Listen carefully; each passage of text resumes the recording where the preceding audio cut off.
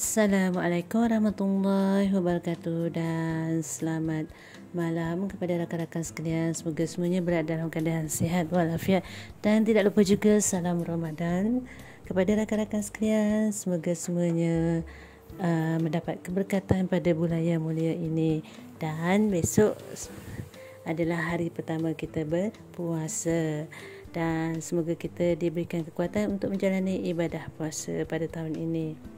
Baiklah rakan-rakan sekalian, sebenarnya Kak Tina nak upload video berkaitan dengan aktiviti Kak Tina lebih kurang 3 minggu yang lepas, di mana Kak Tina bersama dengan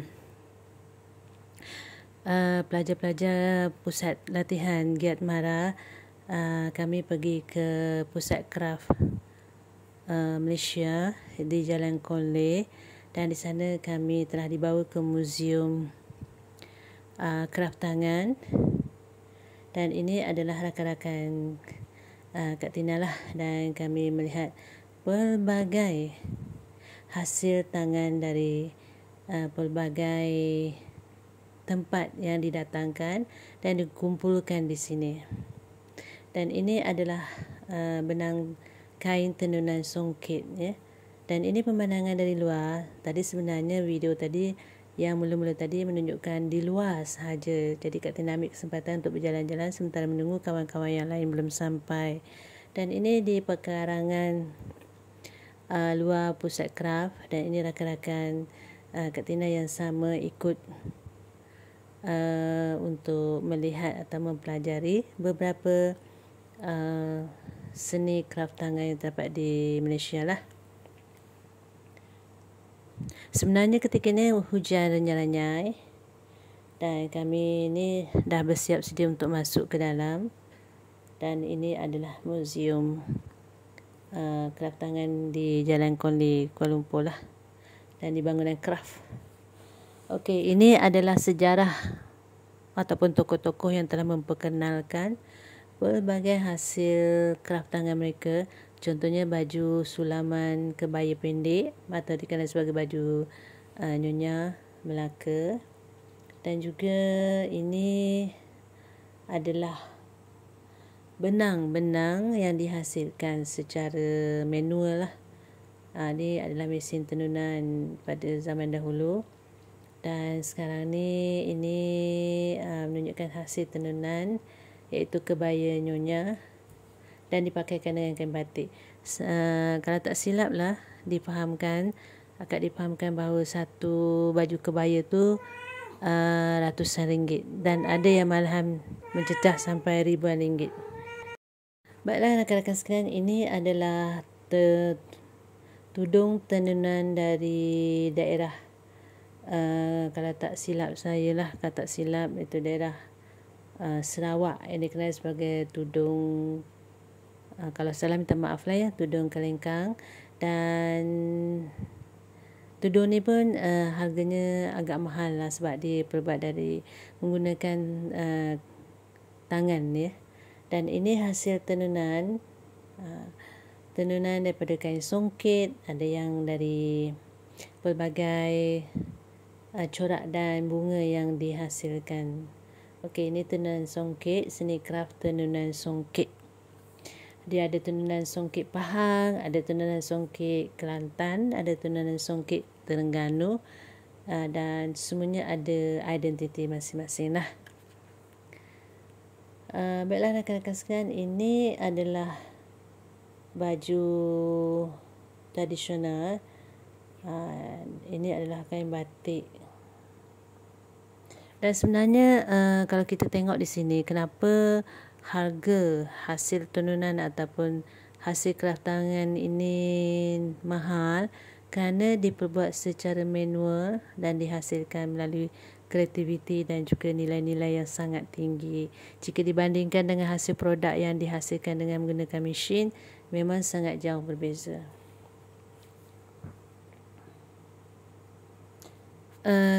Kak Tina sebenarnya nak cepatnya, jadi kamera tu tak fokus sangat pada sesuatu objek, ya. Takut kena tinggal. Dan muzium ni ada lebih kurang 2 tingkat ya. Dan ini ni adalah wow yang terdiri dari pelbagai bentuk. Wow ni sebenarnya dari, kalau ikut di sini dinyatakan bahawa wow ni terkenal di negeri Kelantan. Dan ini nak naik ke atas lah, tingkat 2. Dan banyak dipamerkan beberapa hasil kraftangan yang sangat bermutu tinggi. Dan ini adalah pakaian tradisional gadis-gadis pada zaman dahulu lah. Menggunakan bahan kain songket dan tenunan. Sebenarnya pakaian ini lebih kebanyakannya dipakai oleh golongan bangsawan lah. Okey, itu adalah tikar mengkuang. Dilihat di bawah. Kalau dilihat daripada harga tikar mengkuang tu yang tidak ada bunga, corak kosong saja, dia jual lebih kurang RM500. RM500. Sebab apa? Sebab susah sekarang ni nak dapatkan bahan mentah. Contohnya pokok mengkuang. Nak ambilnya pun susah, nak proses jadikan helaian-helaian yang untuk dianyam itu juga susah. Teringat waktu kecil-kecil dulu, nenek ajak teman ke dia untuk ambil pokok mengkuang. Jadi Kak Tina ikutlah. Ikut tengok bagaimana proses dia. Pertama dia akan potong daun mengkuang tadi. Kemudian dia akan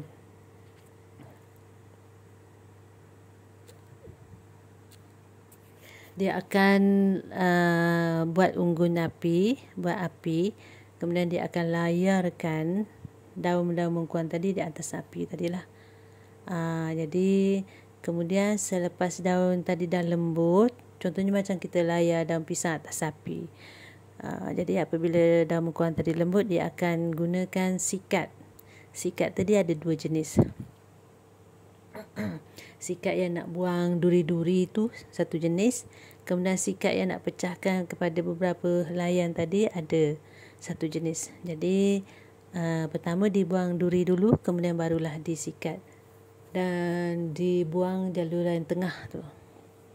Kemudian mengkuang tadi, kalau seingat Kak Tina lah, sebab waktu kecil lagi kan, jadi direndam dalam air. Rendam dalam air, kemudian 1 malam ya. Selepas tu akan dijemur bagi dia kering. Ini belum dikasih warna lagi. Jadi setelah dikeringkan, barulah nenek Kak Tina akan kasihkan warna. Ada warna hijau, ada warna merah, pelbagai bentuk lah, pelbagai warna. Jadi kalau nenek Kak Tina tu, dia akan menganyam mengkuang tu pada waktu malam. Baiklah, ini dia adalah kawasan untuk kita mempelajari cara mencanting ya.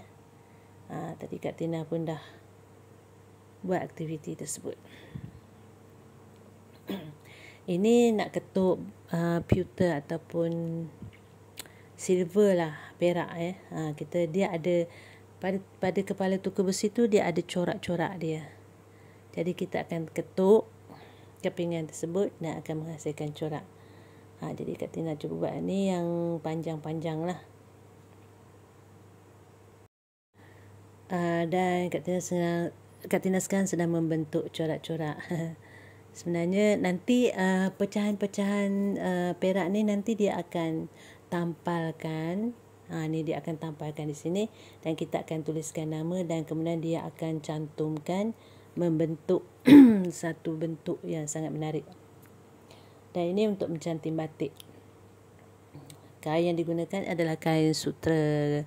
Kalau tak silap, Kak Tina sutra krip. Sutra krip. Bunga tu dah ada, cuma tinggal nak letak warna je. Dan ini adalah hasil kraftangan ya. Ada Kak Tina ambil lah gambar dekat sini. Ambil video dekat sini.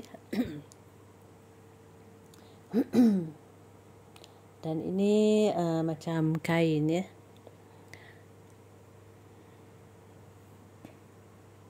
Dan ini adalah hasil kraftangan yang telah Kak Tina tengok. Ada pelbagai jenis. Sebenarnya sangat luas ya kawasan ni. Rasanya tak cukup 1 hari untuk Kak Tina jalan-jalan ya. Dan ada juga yang kasut atau sepatu boot yang diperbuat dari kain batik dan kain yang telah dihasilkan. Dan ini adalah kursi rotan dan bantal itu adalah hasil sulaman.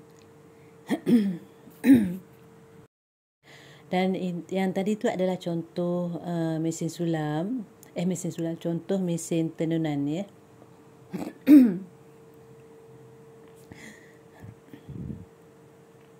Kak Tina minta maaf sebab suara Kak Tina dah tak sebab batuk masih ada lagi. Baiklah rakan-rakan sekalian, Kak Tina mohon diberikan kemaafan kalau suara Kak Tina ni memang belum mengizinkan untuk Kak Tina bercakap panjang. Tapi Kak Tina kena explain jugalah. Dan ini adalah kawasan-kawasan di mana pengusaha-pengusaha pakaian ataupun hasil keratangan, mereka diberi tempat untuk mempromosikan atau menjual barang-barang hasil keratangan. Ada pelbagai. Jadi kadang-kadang kalau sebenarnya kita tak tahu, sebenarnya kita mempunyai hasil keratangan yang sangat tinggi nilai dia dan sangat bermutu. Dan ini adalah hasil sulaman sulam ayak ataupun sulam goyang. Ini adalah baju kebaya pendek nyonya ya. Yang banyakkannya dipakai oleh keturunan nyonya lah, dan ini adalah sepatu atau kasut. Okey, satu tu harga dia lebih kurang 500 lebih. Ada yang sampai 1000. Jadi sebab berdasarkan kepada sulaman yang telah dihasilkan. Dan ini mesin yang digunakan. Jadi ini sulaman ayak ataupun sulaman goyang. Jadi dia menggunakan mesin yang lama. Cuma gigi mesin tersebut telah dikunci dan cara untuk menyulam itu juga telah ditunjukkan. Jadi sangat orang kata perlukan kemahiran lah dan latihan yang sangat lama. Okey, itu cara dia. Sebenarnya kalau dilihat di sini, hasil sulaman goyang atau sulaman ayak ni lebih bermutu. Sebab Kak Tina ambil kos sulaman berkomputer. Jadi agak berbezalah. Kalau sulaman berkomputer, kita tinggal set kan apa yang kita nak. Dia akan jalan sendiri. Dan kita hanya pantau seandainya ada benang putus atau tidak. Tapi untuk sulaman goyang ni dan sulaman ayak ni,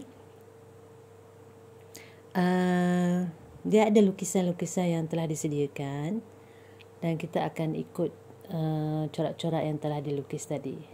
Dan ada kerawang-kerawang lubang-lubang tu sebenarnya perlukan kemahiran yang tinggi untuk membentuk.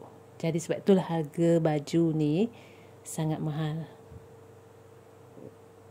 Kalau ikut informasi yang diberikan, sehelai baju tu ada yang mencecah sampai 4 hingga ke 5,000 ringgit. Itu bergantung pada ketebalan hasil sulaman lah.